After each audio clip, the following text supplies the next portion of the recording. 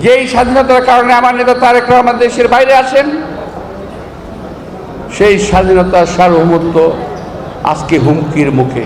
কুকুরের মুখে ছিলাম আমরা আগে, এখন ভাই বাঘের মুখে পড়েছি। এই কথাটা আপনাদেরকে অনুধাবন করতে হবে।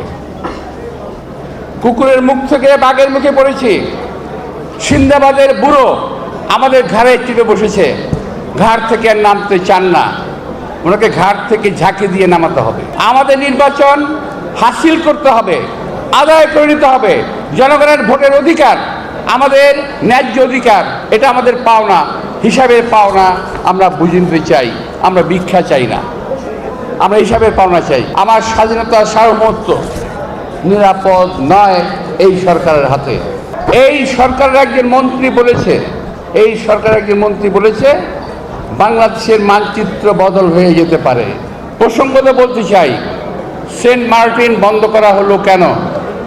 সাজেক যাওয়া বন্ধ করা হলো কেন?